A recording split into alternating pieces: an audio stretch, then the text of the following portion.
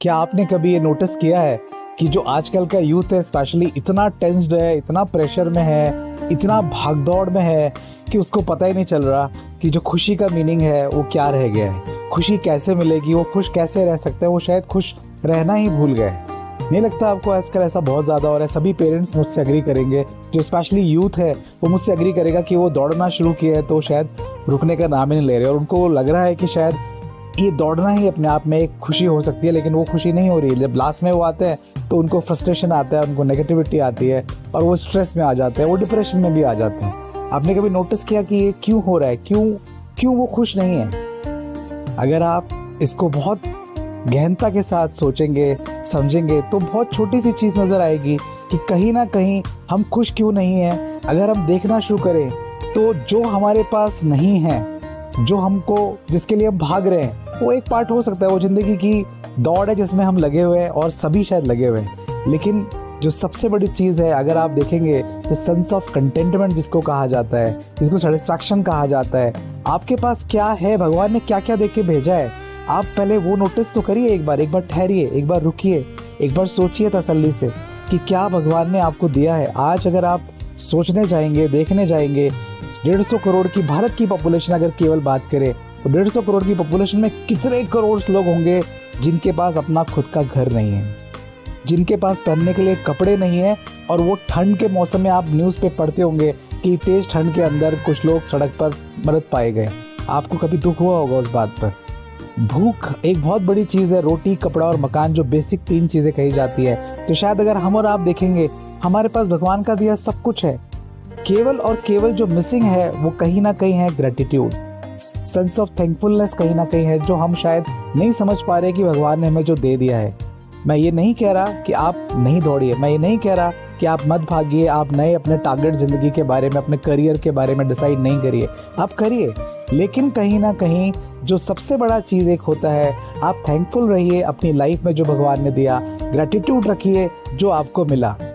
और फिर अगर ग्रेटिट्यूड एंड सेल्फ थैंकफुलनेस के बाद अगर अपन बात करते हैं तो अगला चीज़ आता है मैनिफेस्टेशन।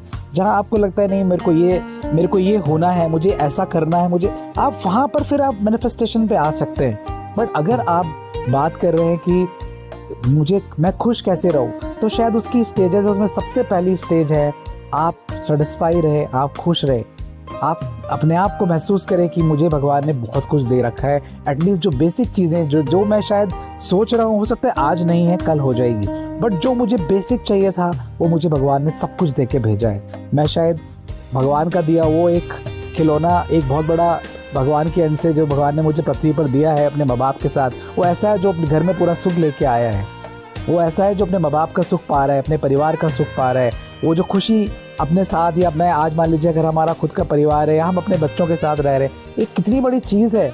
आज मेरा एक छोटा सा बिजनेस, मेरे परिवार के साथ, मेरे माँ बाप के साथ, मेरे बच्चों के साथ रह रहा हूँ। इसी तरह से और बहुत लोग हैं जो सब रह रहे हैं, अपन सब रह रहे हैं। कहीं ना कहीं कितनी बड़ी चीज़ है जो भगवान ने हमको दे रखी है। उसके बाद हम अगला नेक्स्ट स्टेप सोच सकते हैं कि एक पार्ट हुआ खुशी, एक पार्ट हुआ प्लेजर। आपको लगता है कि खुशी और प्लेजर के एक ही चीज़ है? खुशी एक डिफरेंट चीज़ है। प्लेजर अगर आप बात करोगे जो हमारे सेंसेस से हमको मिलता है, जैसे हमको लग रहा है कि हमको भूख लगी थी और हमने खाना खाया और इतना खाया, कंट्रोल नहीं हुआ, और दूसरे दिन हमको महसूस हुआ कि नहीं, शायद ये बॉडी को डिस्कम्फर्ट कर गया। That was called pleasure. वो खुशी नहीं है, उससे बल्कि आपको डिससेटिस्फैक्शन हो गया, उससे बल्कि आपको डिस्कम्फर्ट आ गया। वो खुशी बदल गई दुख के अंदर, वो खुशी बदल गई पेन के अंदर। लेकिन खुशी जो होगी वो कंटिन्यूस खुशी बनी रहेगी। खुशी में अगर आप जीना शुरू कर देंगे, आपको लगेगा कि नहीं, मुझे ये मिला हुआ है, मुझे इसकी वैल्यू करनी है, मुझे इसको लिए थैंक्स करना है भगवान को, मुझे उस चीज़ के लिए थैंकफुल रहना है जो मुझे मिली हुई है ऑलरेडी प्रकृति से, या मेरी संस्कृति से, या मेरी विरासत से, या मेरे डेस्टिनी से मुझे जो मिला हुआ है। ये अपने आप में कोई छोटी चीज़ नहीं है। अब आप नेक्स्ट टारगेट बना सकते हैं कि मुझे नेक्स्ट क्या करना है, बट सबसे इम्पॉर्टेंट आप अपने आप के अंदर एक फीलिंग ऑफ लव लेके आइए towards whatever you are already having. एक और अच्छी चीज़ अगर आप सोच सकते हैं तो कहीं ना कहीं ग्रेटिट्यूड के बाद अगर आप बात करें तो नेक्स्ट स्टेप में आप मैनिफेस्टेशन ला सकते हैं। बट कहीं ना कहीं एक चीज़ आप लिखना शुरू कीजिए कागज़ पे। आप डेली आधा घंटा, 15 मिनट, 20 मिनट, आपको लगता है कि ये चीज़, तो ये मेरी स्ट्रेंथ है। आप देख पाएंगे कि जो आप मानेंगे भी कि जो आप लिख रहे हैं वो कहीं ना कहीं आपके ज़्यादा करीब रहती है बात। तो आपको लग रहा है ये मेरी स्ट्रेंथ है, ये मेरे पास भगवान ने दे रखा है, इसके लिए मुझे ग्रेटिट्यूड फील करना है, इसके लिए मुझे थैंकफुलनेस दिखानी है। आप कागज पे लिखिए एंड उसका नेक्स्ट स्टेप आप लिखिए, मुझे क्या मैनिफेस्ट करना है, मुझे क्या बनना है, मैं क्या सोचता हूँ। हो सकता है मुझे आगे स्टेज परफॉर्म करना है, मुझे शाहरुख खान की तरह कैमरा पे आना है, मैं मैनिफेस्ट कर सकता हूँ, वो मेरी नेक्स्ट स्टेप आएगी। बट सबसे पहली चीज़ है मैं खुश रहूँ, सबसे पहली चीज़ है। और ये खुशी केवल आज की नहीं है, आज मुझे एक अच्छी थॉट आई, मैं किसी अच्छे स्पीकर से मिला, किसी अच्छे मोटिवेशनल स्पीकर से मिला और पता चला कि मैं थोड़ी देर के लिए खुश हूँ। नहीं, मुझे वो थोड़ी देर के लिए नहीं चाहिए, मुझे वो आज रहनी चाहिए, मुझे वो वीक रहनी चाहिए, मुझे वो मंथ रहनी चाहिए, मुझे वो मंथ्स रहनी चाहिए, मुझे वो ईयर्स रहनी चाहिए। वो सेम स्टेज, चूंकि ब्रेन हमारा एक सॉफ्टवेयर है और आप मानते हैं एक पावरफुल मशीन है, जिस तरह से ब्रेन को हम ट्यून करेंगे ये उसी तरह से लेना शुरू कर देगा। जिस तरह से आप ब्रेन को समझाएंगे ये ऐसा है, ये इस तरह से कर रहा है, ब्रेन ऑटोमेटिकली उसको लेना शुरू कर देगा। आप जितना टफ बनाएंगे ब्रेन ऑटोमेटिकली हम जैसे ही बोलना शुरू करते हैं कि आज मैं थक गया, आप थक जाते हैं।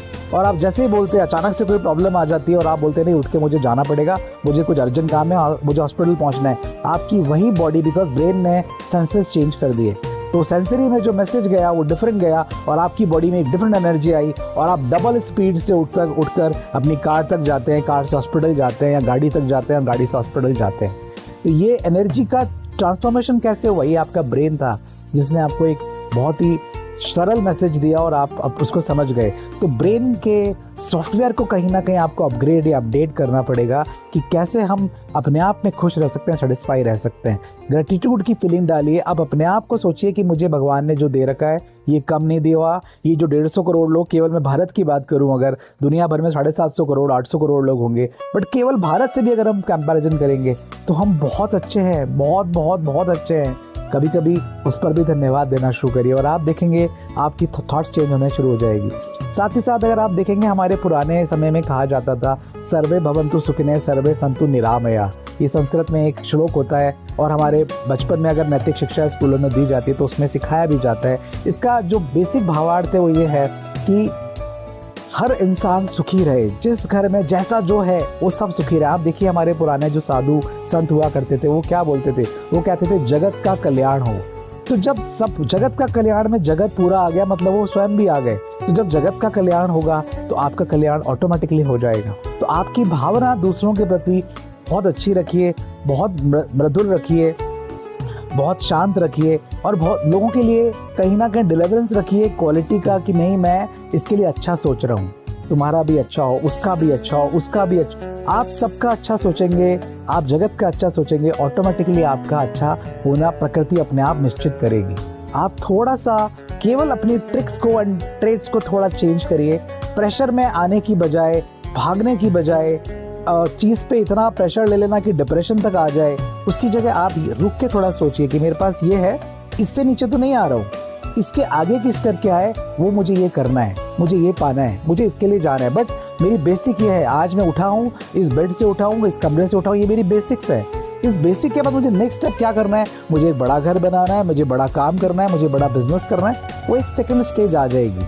बट आपकी पहली स्टेज में आप कहीं ना कहीं सेटिस्फाई होना शुरू करें और ग्रेटिट्यूड देना शुरू करें। साथ ही साथ एक और कोशिश कर सकते हैं, जब मैंने हमेशा देखा है, जब आप दूसरों को खुशी देंगे, जब आप किसी दूसरे के लिए कि उसका दिन मैं कैसे अच्छा बना सकूं, आप किसी जो सफरर है, कोई तकलीफ में, उसकी आप हेल्प कर सके।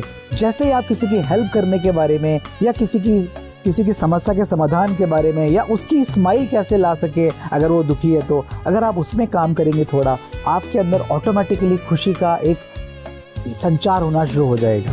आपको महसूस होगा कि ये ऑटोमेटिकली एक शायद टच थेरेपी है कि आपने उसके बारे में ब्रेन से सोचा, सेंसरी से सोचा और आपने करना शुरू किया और आपकी अल्टीमेटली जो ब्रेन में, आपके दिल में या मन में खुशी होना शुरू हो गई, खुशी प्राप्त होना शुरू हो गई। ये कुछ छोटी छोटी चीज़ें हैं जो अपने अंदर ही है, केवल हमको बस अपने सोचने के तरीके पे थोड़ा सा चेंज लाना पड़ेगा और आप देखेंगे आपका ये सॉफ्टवेयर जो ब्रेन के रूप में भगवान ने दिया है, ये बहुत बेहतर चीज़ आपको दे रखी है। आप कुछ भी मैनिफेस्ट करेंगे ऑटोमेटिकली ये मैनिफेस्ट कर लेता है। आप मैनिफेस्ट करिए, बड़ी बड़ी चीज़ें मैनिफेस्ट करिए, बट उससे पहले जो सबसे पहली चीज़ है, सबसे ज़रूरी चीज़ है, ग्रेटिट्यूड रखिए, थैंकफुलनेस रखिए जो आपके पास है, धन्यवाद दीजिए भगवान को और उसके बाद आगे बढ़िए। मेरा यही आपसे निवेदन है कि एक बार अपनी इस खुशी को अपने अंदर ही ढूंढिए और इसको लंबा समय, आप ये मत सोचिए आज, आप सोचिए ये मेरी परमानेंट, ये आप लगातार प्रयास करिए 1 महीना 2 महीना 3 महीना, और आप महसूस करेंगे कि खुशी कहीं दूर नहीं है, हमारे दिस इज विद इन, ये हमारे अंदर ही है।